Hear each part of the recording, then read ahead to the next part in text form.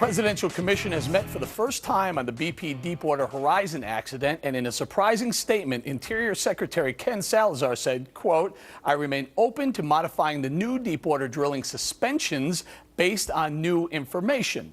Is the Obama administration changing their position on offshore drilling? Let's bring in University of Maryland professor Peter Marisi and Fox News contributor Leslie Marshall. Professor, I'm going to start with you, sir. I've been saying this for a long time. You know, I guess about 85 days or so. Boy, I sure hope this accident that's happened in the Gulf doesn't inspire Mr. Obama to renege on the promise of opening more offshore acres to drilling. Sir, go ahead.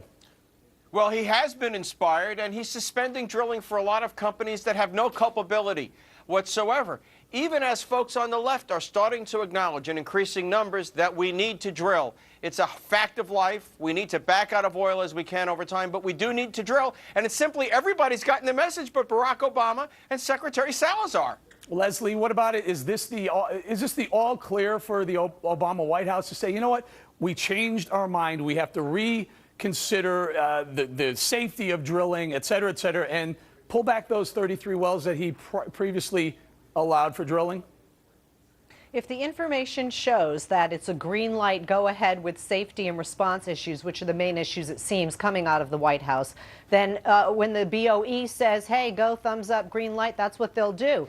This isn't caving in to right-wing or public pressure. This is what's doing the best interest of not only the environment, but certainly more so the people that are involved. 11 lives were lost. We want prevention, and we're in prevention mode with this. No doubt, Leslie. Let me just tell you a little story here. I looked into this. So this commission was tapped to look at the safety and what actually happened around Deepwater Horizon. They weren't instructed to give the White House advice on the moratorium. They said it wasn't their job. Mr. William Riley and Bob Graham said, hey, by the way, this wasn't part of our job, Leslie, but it seems like the Interior Secretary, Ken Salazar, is making it part of their job.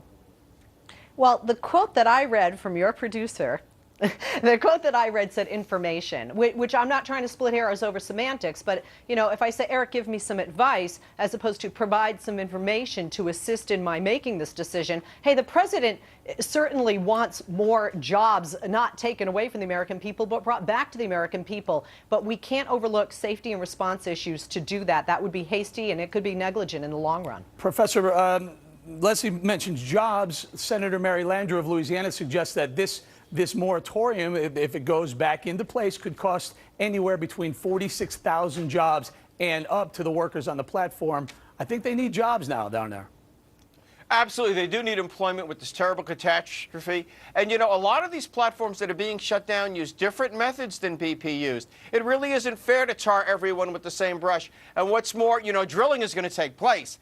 If these rigs are going to go somewhere, so if they're not drilling off the coast of Louisiana, they'll be drilling off the coast of Nigeria. And is that really good for the global environment? You know, this is a guy who's always telling us to think globally about the environment. Well, it's not thinking globally to chase those drilling rigs to Africa or the Middle East. Leslie, a few drilling rigs have already found their way out of the Gulf because of the questionable drill policy going forward. Is this what we want?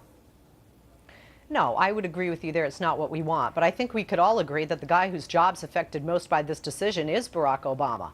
And I don't think that the president's going to continue a moratorium. Remember, this is a temporary issue until the issue of safety and response they feel is satisfied, and that every preventative measure is taken so that going forward we don't have this issue again. Hey, guys, right now the oil is still flowing. Everything they try has failed. We don't want to end up in this position again. Professor, before you, which I know you want to attack that issue, the oil is still flowing. I would tend to agree with that. But, sir, this was in the Financial Times today. It talks about BP's, because of the expense, because of the cost of cleanups, that means they'll pay the UK and the U.S. government something like $10 billion or so less than they would have paid. How do we make up the shortfall in that? Well, we simply don't. I mean, we'll be borrowing more money to do that. The administration has pulled all the easy levers when it comes to increasing taxes.